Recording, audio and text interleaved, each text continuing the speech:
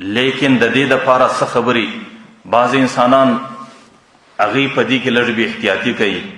زه دا وایم چې کم عذاب دی دا خو زما او ستا د عمل نتیجه ده، دا را باندې راځي. لیکن د دې صدر خپل حده پورې چې کم اولنی د ټولو څه هغه روحاني تدبیر کول، لیکن د دې دپاره چې کم ظاهري تدابیر دي دا هم زموږ په زندگی کې د دې اختیارول ضروري دي.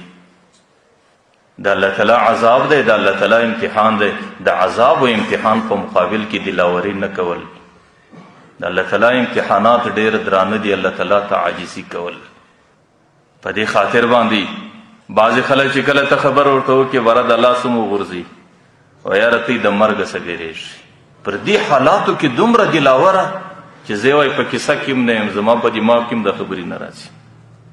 زه هم دومره دلاوري د الله تعالی پر امتحاناتو باندې نه ده ښه.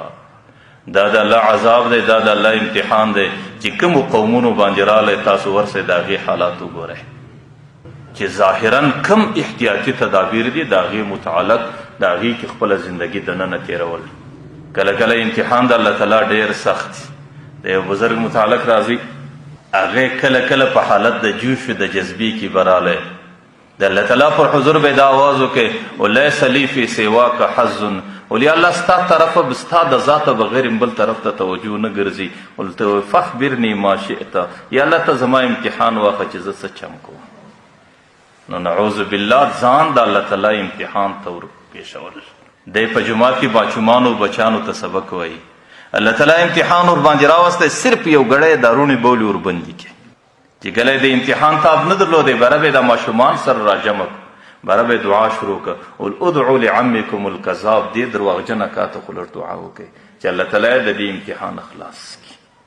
یعنی ما چې کومه خبره الله تعالی ته وکړله چې یا الله زه ستا د ذاته بغیر بل طرف ته نه متوجه کېږم، په دې کې زه درواغجن سوم. او دې ماشومانو ته به یې دې درواغجن اکا ته خو لږ دعا وکړئ چې الله تعالی د دې تکلیفه خلاص کړي.